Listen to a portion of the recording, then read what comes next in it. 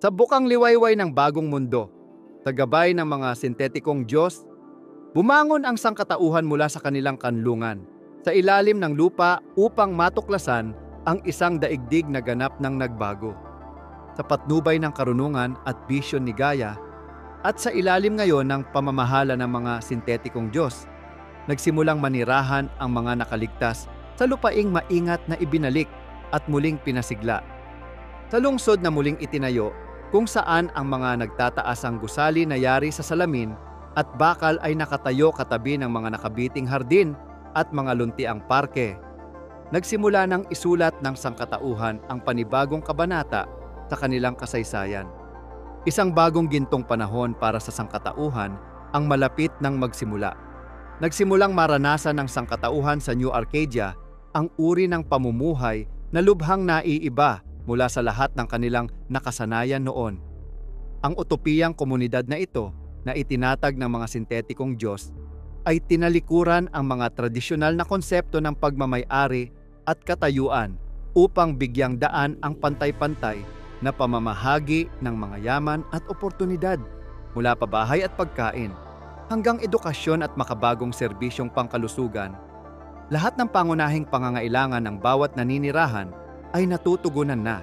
Ginagamit na ngayon ang teknolohiya bilang puwersa ng kabutihan upang tiyakin ang kapakanan ng lahat.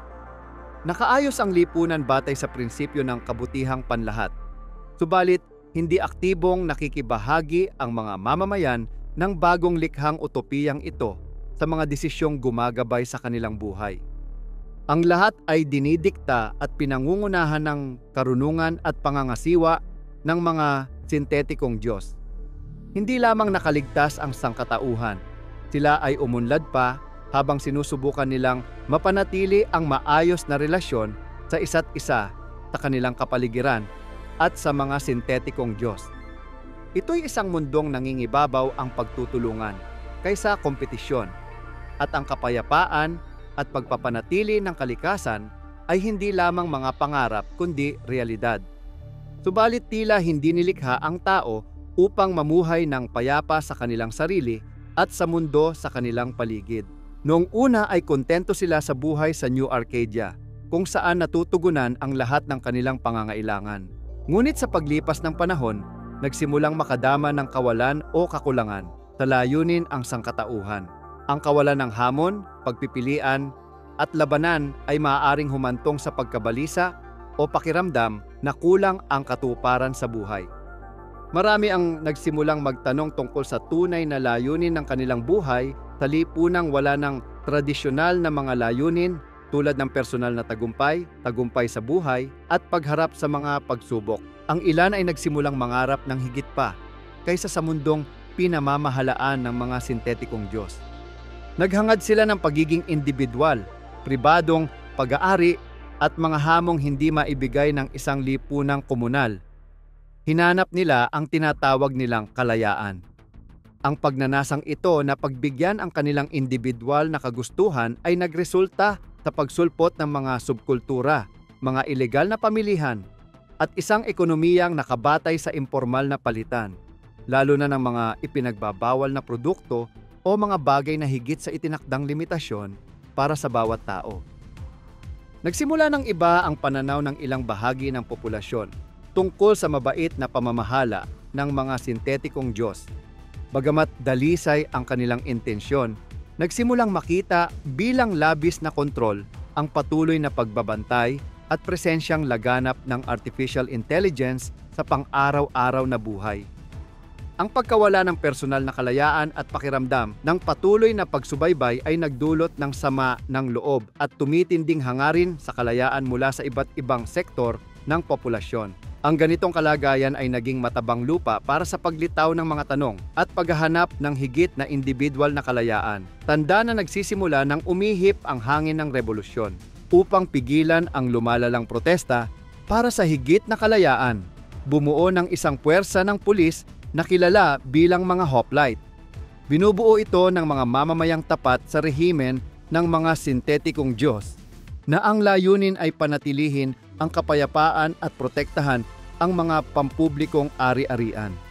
Habang lumalakas ang marahas na mga protesta Unti-unting ginamit ang mga hoplite bilang riot police na naglalayong pigilan at buwagin ang mga nagkakagulong grupo.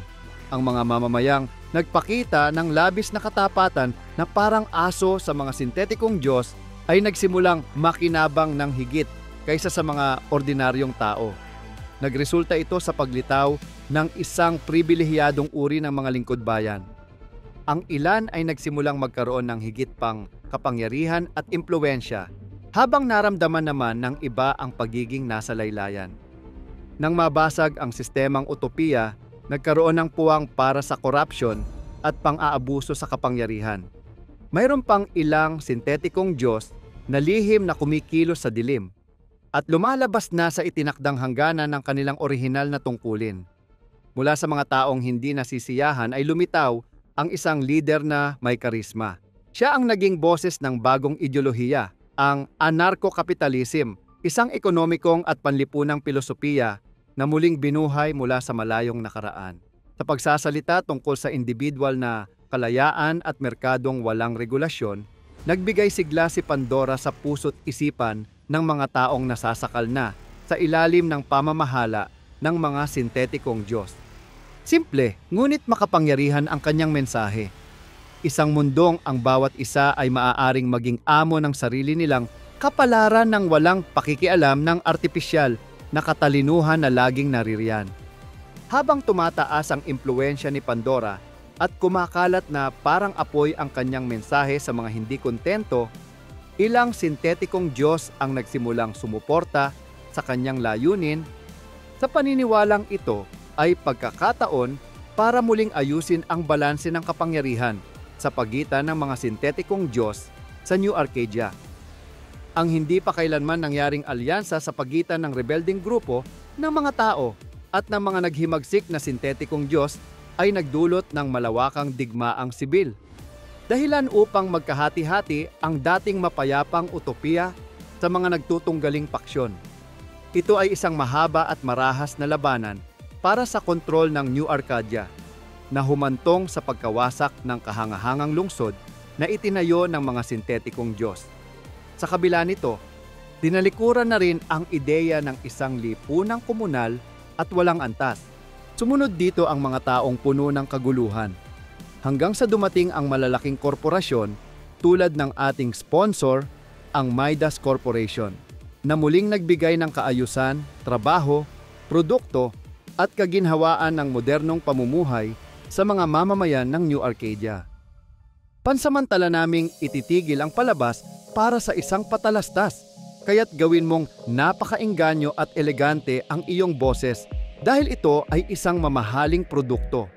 Pansamantala nating ititigil ang inyong klase upang magbigay ng eksklusibong anunsyo para lamang sa mga estudyante ng Plato High. Ipinagmamalaking ipakilala ng Midas Corporation ang hinaharap na nasa inyong mga kamay, ang eksklusibong Midas Golden Fist 3.5.